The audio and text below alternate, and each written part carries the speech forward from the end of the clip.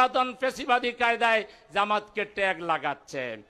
দাবির জায়গায় আছে, দাবি পূরণের কেউ নাই। হাসিনা গেছে যে পথে, আপনারাও যাবেন সেই পথে। গণভোটের রায় দাড়ি কমা সুদ্ধা আপনাকে বাস্তবায়ন করতে হবে। বাংলাদেশের দুইটি শক্তি অগ্রসেনানীর ভূমিকা পালন করেছিল।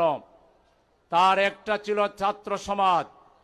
জুলাই অভ্যুত্থানের মূল নায়ক আমাদের এদেশের ছাত্র সমাজ। তাদের অন্যতম শক্তি ছিল বাংলাদেশ ইসলামী ছাত্র শিবির। নেপথ্যের মূল নায়ক ছিল ইসলামী ছাত্র শিবির।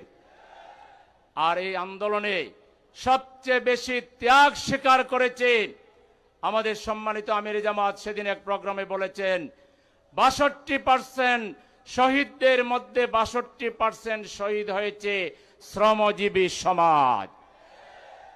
সুতরাং শ্রমজীবী ভাইদের বিগত জাতীয় সংসদ নির্বাচনে বিরাট ভূমিকা ছিল। তারা শহরে নগরে বন্দরে সঠিক ব্যক্তিরা যাতে পার্লামেন্টে যায় তার জন্য তারা ঐতিহাসিক ভূমিকা পালন করেছে। তাদের অন্যতম দাবি ছিল, এখনো আছে তাদের দাবিনামার মধ্যে দেখলাম, জনগণ যে গণভোটের রায় দিয়েছে সেই গণভোটের রায় অবিলম্বে বাস্তবায়ন করতে হবে। আপনারা কি এটার সাথে একমত? আমরা সরকারকে বলতে চাই, মাননীয় প্রধানমন্ত্রী, আপনি আজকে শ্রমিক সমাবেশে আসছেন, আপনার দলের শ্রমিক সমাবেশে, এখানেও আপনার গোয়েন্দা সংস্থার লোকেরা আছে। বিশাল শ্রমিক সমাবেশ থেকে এই শ্রমিকরা দাবি জানাচ্ছে গণভোটের রায় দাড়ি কমা সুদ্ধা আপনাকে বাস্তবায়ন করতে হবে। এই ব্যাপারে যদি কিন্তু বাংলাদেশের জনগণ মানে না, প্রয়োজনে আরেকটা জুলাই সংগ্রামের অভ্যুত্থানের ডাক দেওয়া হবে। সেই ডাকে আরো বেশি পরিমাণ শ্রমিক নিয়ে রাস্তায় নামতে আপনারা কি তৈরি আছেন?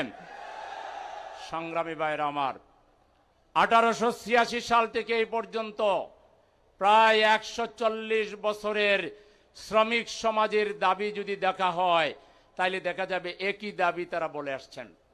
শ্রমিকদের অধিকার দিতে হবে, বন্ধ কলকারখানা চালু করতে হবে, যখন তখন ছাঁটাই বন্ধ করতে হবে, মজুরির মধ্যে ভারসাম্য আনতে হবে, শ্রমিকদের জন্য তারা যে আয় ইনকাম করে তার উপযোগী, তার সাথে সামঞ্জস্য রেখে বাজারে দ্রব্যমূল্যের দাম নির্ধারণ করতে হবে।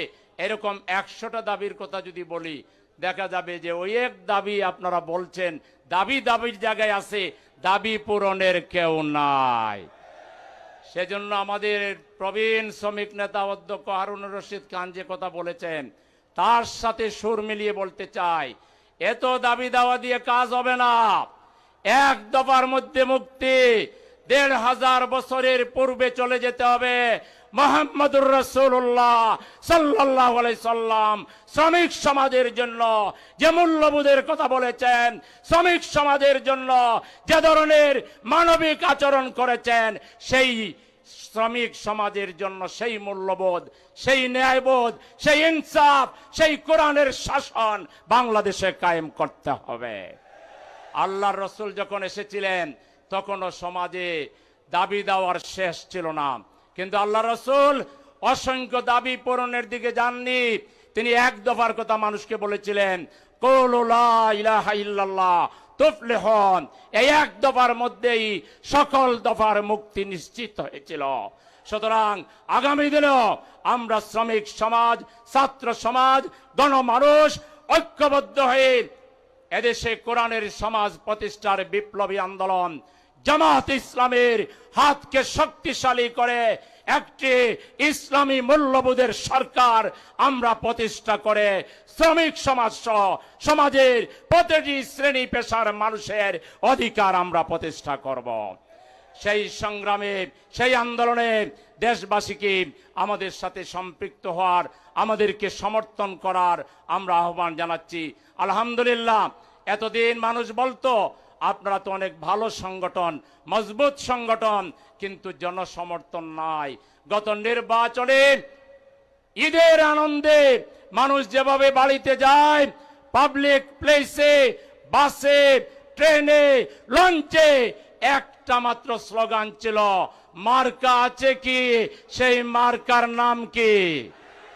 দাড়ি পাল্লা স্লোগানে জনগণ সমস্ত জালিম জুলুম ফ্যাসিবাদ আর স্বৈরাচারকে রুখে দেওয়ার জন্য, ঘুষ এবং দুর্নীতিকে বন্ধ করে বাংলাদেশে ইনসাফ কায়েমের জন্য মানুষ জামাতে ইসলামীর পতাকা তোলে দলে দলে সামিল হচ্ছে। আজকে এই দেখে অনেকের মাথা খারাপ হয়ে গেছে। সেই পুরাতন ফ্যাসিবাদী কায়দায় জামাতকে ট্যাগ লাগাচ্ছে, জামাতের বিরুদ্ধে নানা কথা বলছে।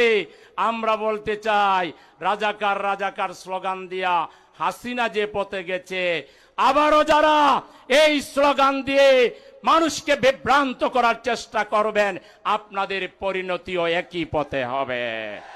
হাসিনা গেছে যে পথে, আপনারাও যাবেন সেই পথে। বাংলাদেশের মানুষ আর বিভাজনের রাজনীতি চায় না। সুতরাং পার্লামেন্টে গঠনমূলক ভূমিকা রাখবেন, আর না হয়ে বাইরে আমরা আছি। জনগণ আপনাদের সকল বাড়াবাড়ির জবাব রাজপথে দেবে। সবাইকে তৈরি হওয়ার জন্য, আগামীর মুক্তির বাংলাদেশ, ইনসাফের বাংলাদেশের জন্য প্রস্তুতি নেওয়ার আহ্বান জানিয়ে সবাইকে ধন্যবাদ জানিয়ে আমার কথা এখানে শেষ করছি। আল্লাহ হাফেজ। বাংলাদেশ জিন্দাবাদ।